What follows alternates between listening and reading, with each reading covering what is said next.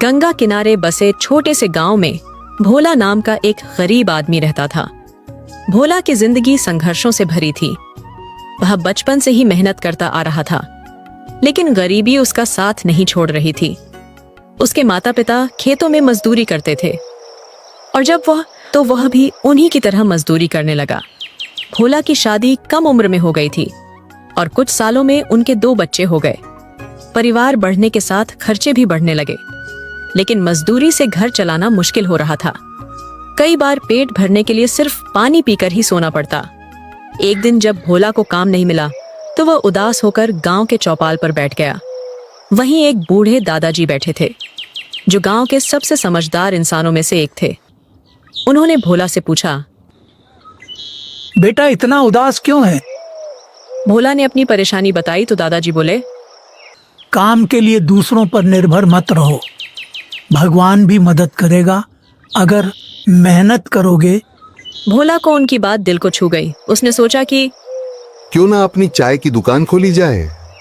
मगर दिक्कत यह थी कि उसके पास पैसे नहीं थे। उसने अपनी पत्नी से इस बारे में बात की। विमला ने अपने बचाए हुए कुछ पैसे भोला को दिए और गांव के एक दोस्त से उसने थोड़ा और उधार लिया। भोला ने गांव के चौपाल के पास एक पुराना लकड़ी का ठेला खरीदा और चाय बनाने का सामान जुटाया। पहले ही दिन उसने बड़ी मेहनत से चाय बनाई और राहगीरों को पिलाई। शुरुआत में ग्राहक कम आए, लेकिन उसकी चाय की खुशबू और स्वाद धीरे धीरे लोगों को आकर्षित करने लगी। कुछ ही महीनों में भोला की चाय की दुकान मशहूर हो गई। गांव के लोग, किसान मजदूर, स्कूल के बच्चे सब उसकी दुकान पर आने लगे। भोला हर ग्राहक से प्यार से बात करता और उन्हें चाय के साथ अपनापन भी परोस।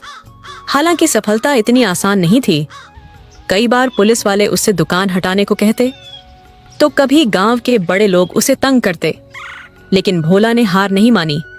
उसने धीरे धीरे पैसे बचाए और पक्की दुकान बनाने की सोची।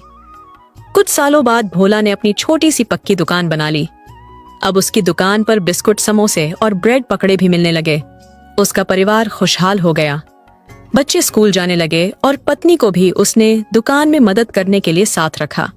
एक दिन वही बूढ़े दादाजी फिर से उसकी दुकान पर आए। उन्होंने मुस्कुराते हुए कहा, बेटा मैंने कहा था ना कि मेहनत करने वालों को भगवान भी मदद करता है। भोला ने कहा, दादाजी आपकी बात ने मेरी जिंदगी बदल दी। अगर इंसान ठान ले तो कोई भी गरीबी उसे रोक नहीं सकती।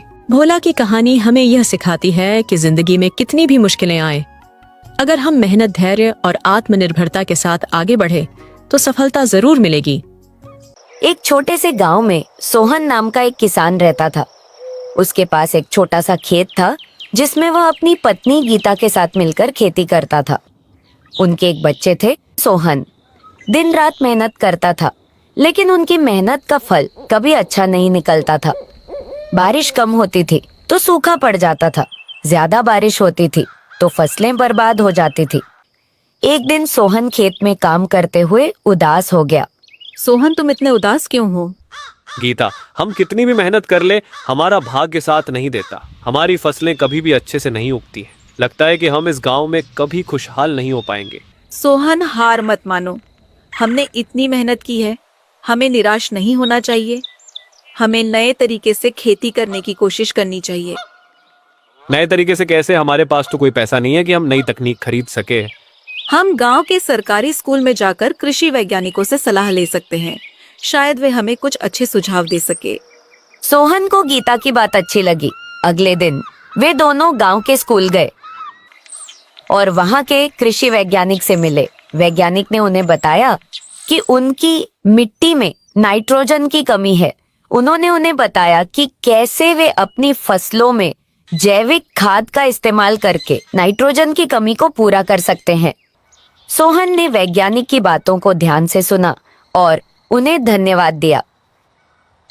घर लौटकर उन्होंने गीता के साथ मिलकर जैविक खाद बनाने का काम शुरू किया। उन्होंने गांव के अन्य किसानों को भी जैविक खेती के बारे में बताया। अगले साल सोहन ने जैविक खाद का इस्तेमाल करके अपनी फसल उगाई।